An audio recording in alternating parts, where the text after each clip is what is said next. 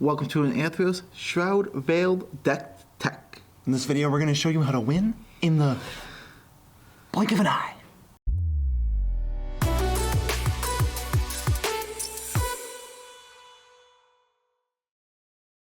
I'm your host, Joe Cherries. And I'm your host, Beezy, and that makes us the Nitpicking Nerds. Did you know we're ranking every single commander that's ever existed? I actually didn't know that. Tell me a little bit more. There's a whole series about it, and we're on part 22, so you have like a whole day's worth of backlog. If you want to subscribe, check them out. And besides, you want to be a subscriber to this channel because our subscribers are 10% less likely to miss anything when they blink. Disclaimer guy here. Just wanted to say, the Nitpicking Nerds have no control over what happens when you blink. That's one of our best ones. Was it? In terms of like bonuses. Yeah, just don't miss anything? Don't miss anything? I'd do it. For this fictional bonus. I think our worst one is... Our worst bonus was definitely you'll open a Planeswalker in every pack of war this far. Ooh, yeah. That was... Hey, people should not subscribe for that. So if you subscribe, oof, you're a sucker. What are we doing? Deck tech from Theros Beyond Death? Yeah, we are, but we gotta read our commander Athreos. 4 white-black legendary enchantment creature god. 4/7 indestructible. As long as your devotion to white and black is less than 7, Athreos isn't a creature. At the beginning of your end step, put a coin counter on another target creature. Whenever a creature with a coin counter on it dies or is put in exile, return it to the battlefield under your control. So if you remove a coin-countered creature for any reason, you get it back. Other than bouncing it to your hand. Right. But you're not going to do that. We're not going to do that because that's not what the deck does. Well, at first glance, I would say, oh, I want to kill creatures with coin counters. We took it a little different. A little different.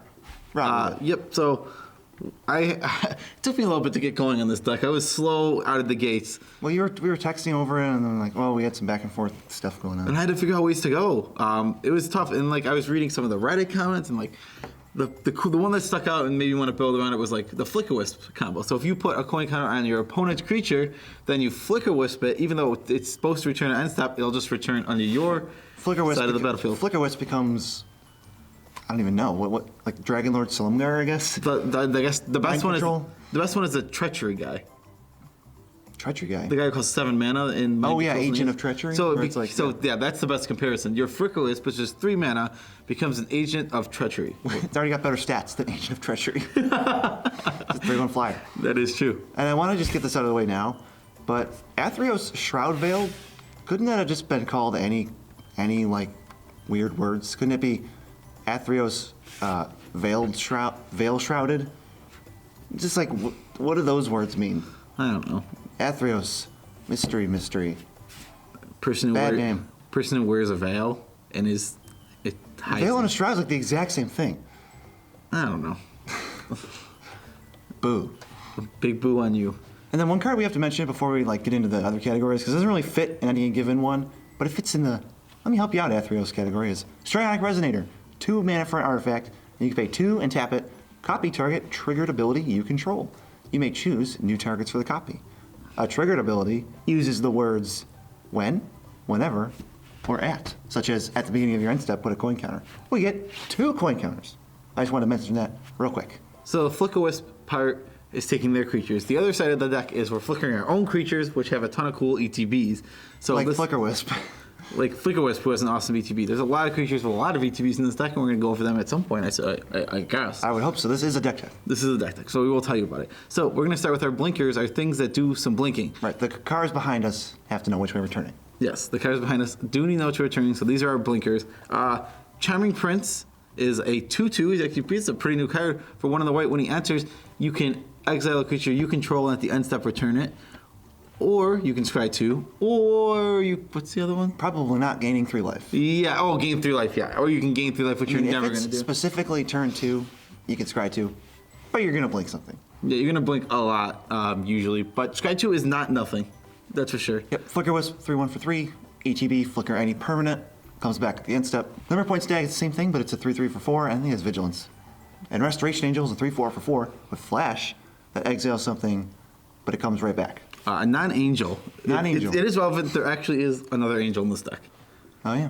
So it is relevant to know But that. that one's so cool to flicker. It'd be so cool if they could. It'd be even cooler if they could work together. But Well, I mean, that can work together with other cards. yeah, which we will get to. Two of these flicker only your creatures. The Flickerous and Glimmer Point. They're flickering your opponents also to get the coin counter guys to your side. Right, the coin counter guys, they're on the wrong team. Get over here. These next 4 cards that we have in this category all flicker anything. Oh, yeah. First one, Eldrazi Displacer. You may have heard of it. 2 and a white for a 3/3. Pay 2 and a colorless, flicker something, and then it enters tapped. So if you take a look at the mana base, you'll notice there's a lot of colorless lands for good reasons. Intentional. You want a lot of colorless lands with a man like Eldrazi Displacer. One of the best cards in any flicker deck. Oh, So good. Yeah, if you're flickering, you want to build your mana base to go around this because it's so good. The only thing that makes this card not perfect is that it can't flicker itself. But that would just be annoying. Or that cost a waste. It's rough sometimes in some decks that cost a waste. If you're playing 3 colors, it's tough to get those. Yeah, you can't just jam this in. Yeah, exactly. It's tough to fit this in because then But even then, you have the battle lands. I'm not saying don't play it at all. I'm just saying it's tough. You get to The lot easiest tougher. card to play ever. That's not true. Read Kaya Ghost Assassin. 2 white black for a 5 loyalty Kaya. 0. Exile her or up to 1 target creature. Return that card to the battlefield under its owner's control. At the beginning of your next upkeep, you lose 2 life. What a weird bunch of words. -1. Each opponent loses 2 life, and you gain 2 life. -2. Each opponent discards a card, and you draw a card. The thing about this card is it's such an interesting design space for a Planeswalker. I really, really love the design space they went with It's here. so cool. I mean, the 2 life is but that last ability is such value.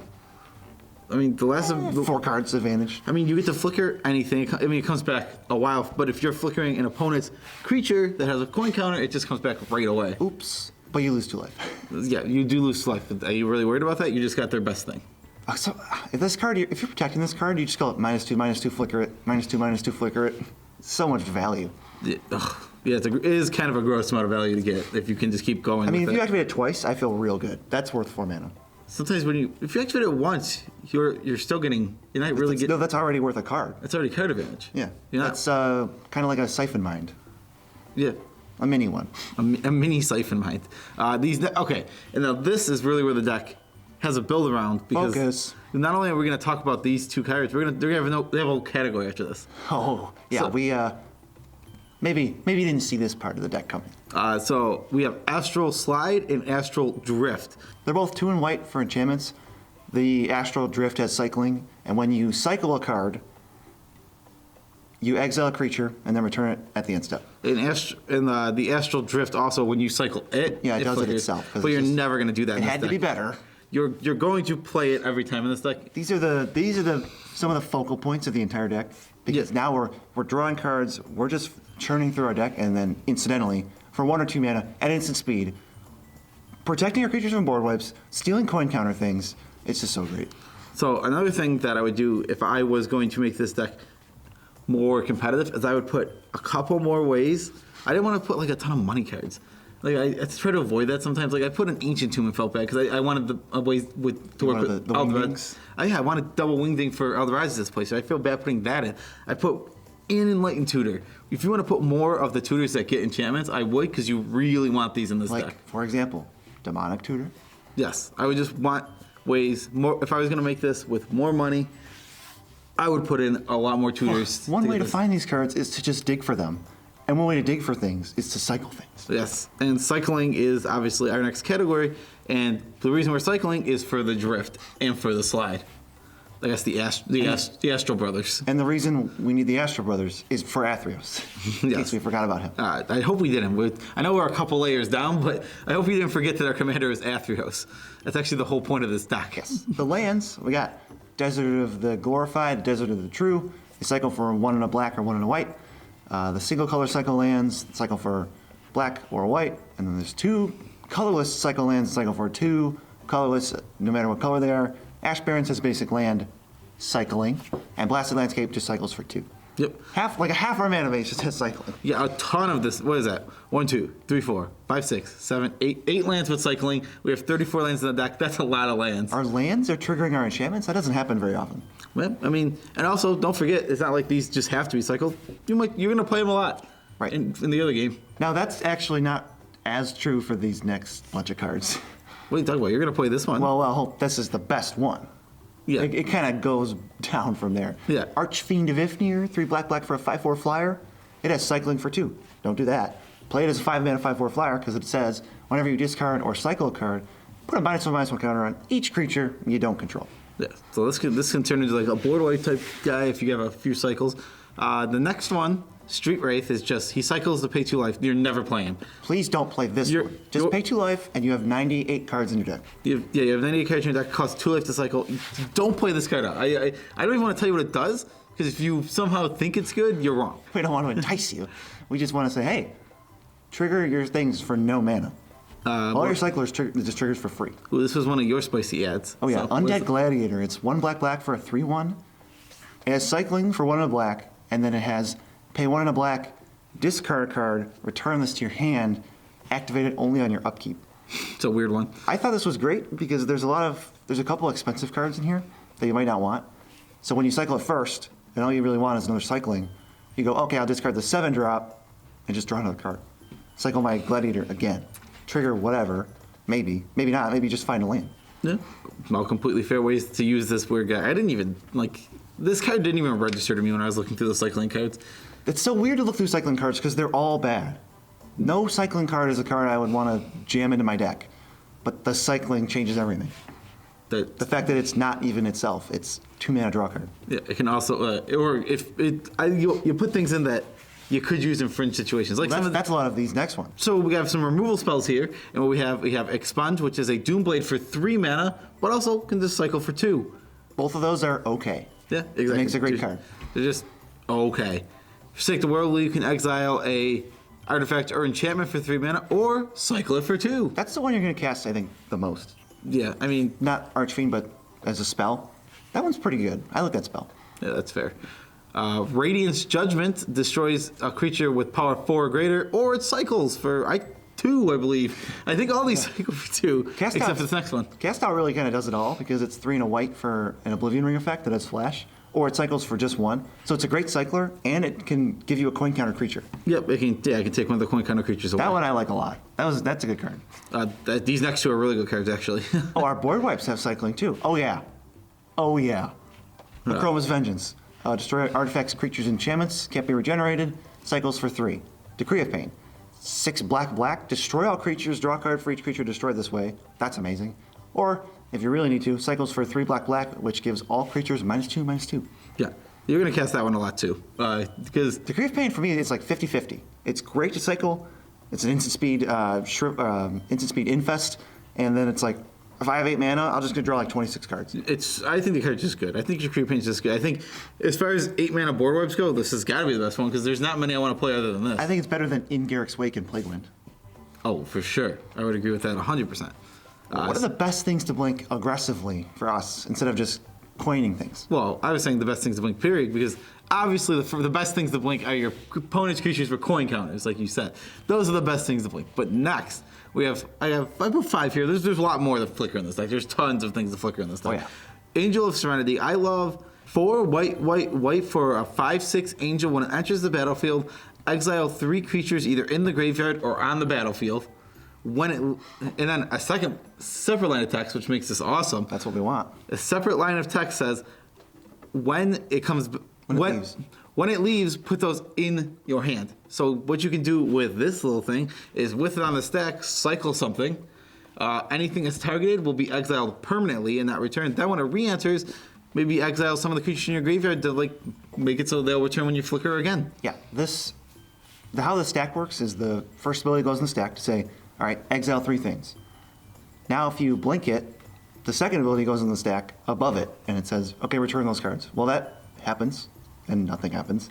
And then the 3 cards get exiled, and then there's nothing left on the stack or on that card that says those 3 cards have to go anywhere. So the 3 cards, mostly your opponent's creatures, just get exiled forever. Yep, forever and ever and ever and ever. Also, this is another way to exile creatures with coin counters. Oh, it just does it all. This one is like our top end, like, all right, everything's gone. Another card, Ashen Rider. 4 white black for a 5/5 flyer, but when it enters the battlefield or dies, exile target permanent.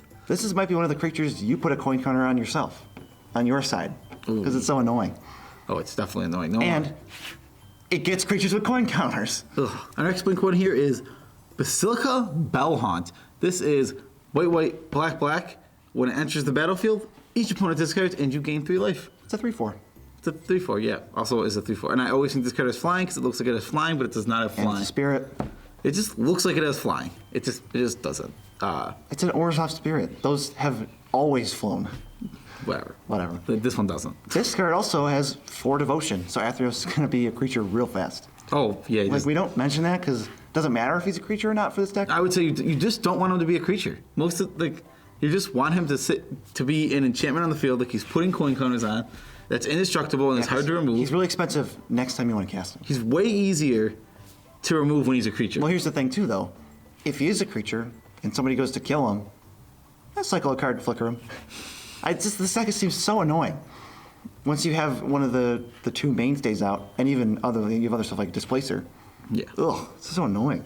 Gray Merchant.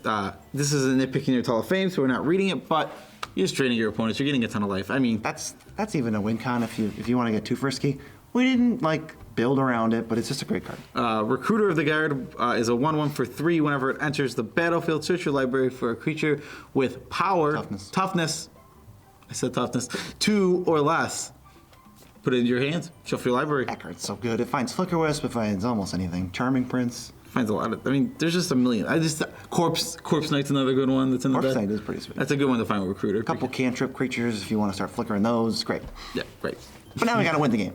How are we actually going to win the game? Gray Merchant is not how this deck wins the game because that's so lame. The first way, what we're going to start with here is this deck doesn't really go infinite very often. It has one way that I discovered while I was writing. When I wrote this sentence on the script here, I originally said it doesn't have any ways to go infinite, but I'm like, okay, maybe it does. I'll have to double check. But it does have a way to go infinite.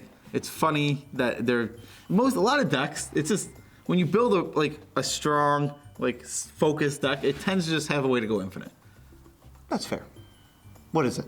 Our going infinite way here is Sack Outlet, Karmakide, Revlark, and one of these payoffs here. So Corpse Knight will just kill all your opponents. If you They lose 1 life forever. Sigil Priest, you'll gain infinite life. Oh, yeah, that doesn't kill him. Wall of Omens or Gray Merchant. Wall of Omens draws your whole deck. Gray Merchant kills them a bunch. Yeah. So all of those are that's the little win con. This is also was a win con in our last deck actually. Well, it just so happens that the deck has Karmakide, Revelark, and Viscera Seer in it. So go crazy. I did add one little thing to this. So I added into this deck Altar of Dementia for this. Really? I just did. Oh, just now. I did. Okay. I did. I added an Altar of Dementia, probably a half an hour ago, because I was like, well, if we have this combo, I would like one more way to pay it off, and we do have Enlightened Tutor in the deck, so it's a way to get it. And sack outlets are fine too. If you put a coin counter on your own creature, you want to sack it. Yeah, if you want to get CTP again. There's nothing it's not like the card is bad in the deck, but it also just adds to this. This is our combo win here. Yeah, but the main thing is your creatures don't go away. Their creatures come under your control. This is just such a frustrating deck to interact with. We're playing on some other weird exile axis. Yeah, there's a lot of value to be had here. This deck is a value deck. You're going to grind out value. You're going to play control-ish, actually. I love it's not the Orzhov Aristocrats value deck, because I'm just... If you show me Blood Artist and Zulapur Cutthroat and Cruel Celebrant and Viscera Seer and Carrion Feeder and Blood Artist, and it's like, oh, I'm just dying on the inside. Yeah. This is so much different way to get value in Orzhov. This is a much different deck than your average Orzhov deck, which is something cool about it, because when you go into the colors, you don't want to be told what you have to do. Yeah. And a lot of times you're told that before. Tribal, great. And this isn't even the only way to build this deck. There are many other ways to build this deck. You just play the board wipes deck. Wipe everything and then keep one. You could play the spot removal deck. You could play the Devotion and try to get Athreos into a creature deck. Yeah, exactly. Athreos, pretty cool card. Not a fan of the art personally, but how about the top of the card with the legendary border thing? That's cool. Those are pretty cool. I would agree. That's what we got though. Yeah, we've reached the end of this video. Special shout outs to our 34 patrons. We're moving on up in this world. And our 34 patrons and Tammy and Michelle, our mothers, which are going to get a shout out every video now. Because they're just great. I mean, they birthed us. That's at least one thing they did The way you said to that. help out the channel. Birth us? Birthed us. It sounds so weird when you say it like that. But back to our patrons because they're actually. That's honestly more important. Sorry, Mom. Wow. Dang. Sorry, Tammy. I'm not going to say that, Michelle. Whatever. They're great. They support the show monetarily and financially, and you can do it at patreon.com/user/nitpicking. We love all of them as much as we can without making them uncomfortable. And we love our moms enough to make them uncomfortable. That's why they're not here. We're fine with making our parents uncomfortable. Yes. That's what we do as That's why their we children. moved out. If you want to buy any of these cards in this deck, maybe you want to buy the whole deck. Maybe you want to buy a stupid Funko Pop. Maybe you want to buy a Frankenfurter Funko Pop, which is Tim Curry and Drag, which has got to be the best Funko Pop out there. It's certainly Top 5. It definitely top 5. You'll see it in our top 5 Funko Pop video coming out later this month. We're not doing it. The New Year's special. I'll tell you what. We'll do a top 5 Funko Pop video if We hit 10,000 patrons. I was gonna say just 100 patrons. I'm fine with doing it for 100 It's patrons. such a low effort. I figured we should go for like something ridiculous. I guess that's fair. Yeah, a top 5 Funko Pop video would be really easy to make. Yeah, it's just look up Google Funko Pops for 5 minutes and then claim to be an expert. That's YouTube. Where are we? I don't know. That wasn't our sign off. Yeah, that is nice. Buy the deck on TCG Player. It supports the channel, and I think now we're done. Okay, yeah. Peace out, Tribe Scout.